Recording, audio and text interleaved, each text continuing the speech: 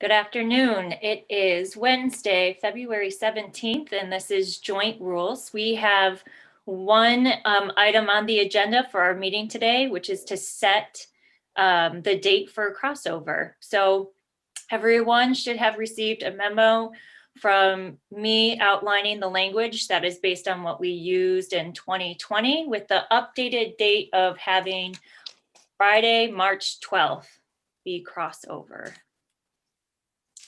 Good. Madam Speaker, Mm-hmm.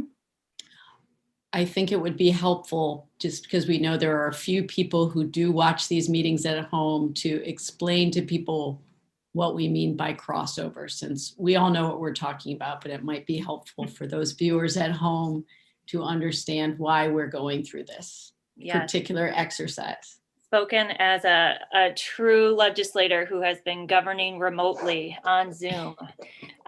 So what we are doing is we are setting the deadline for policy bills that need to be voted out of committee to be sent to the other chamber. So this is our internal deadline set, which determines what bills move on to the next step or not. We do have exceptions put in there for money bills, which are the big bill, the budget, the transportation bill, the capital bill, and then revenue bills. Does anyone have any questions about the dates? Would entertain. How does that compare to last year? Is that somewhat close? Yes, it's the same number of weeks. Same number. Okay, good. Yep. Seeing no other questions. Well, Senator Clarkson. So I guess you guys have as robust a conversation about this as we have. There were sort of balanced pros and cons on either side. It disadvantages us all in terms of fewer weeks on the other side. On the other side, if we extend it a week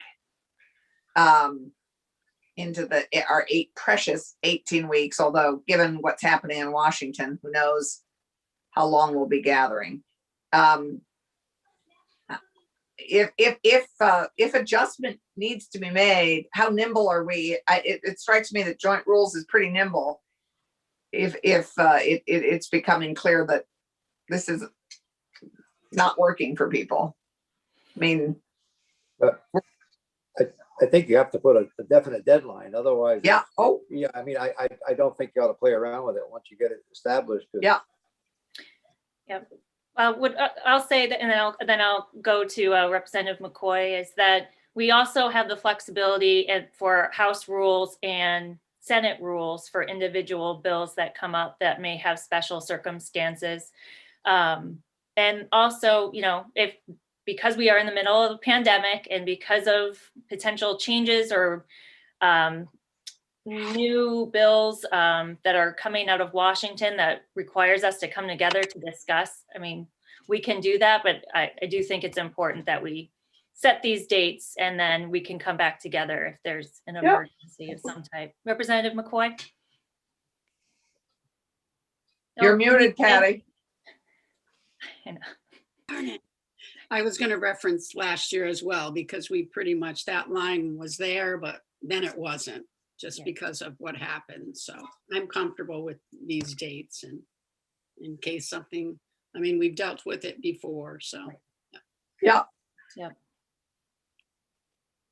All right. Any other questions? If not, I'd entertain a motion to approve March 12th as our crossover date. So move. All those in any discussion, any further discussion? Seeing none, all those in favor, please raise your hand and say yes. Yes. Yes. Yes. Yes. Opposed, say no and raise your hand. The ayes appear to have it. The ayes do have it, and we have set Friday, March 12th as our crossover date. That's our only business for this meeting. I think that we do have some other items to address later on, and we'll get another meeting on the books. But for today, this was our mission. Well done. All right. Short and sweet. Thank you, Short and Madam Speaker. Thank you, everyone. Yeah. Take care. Record. Thank you.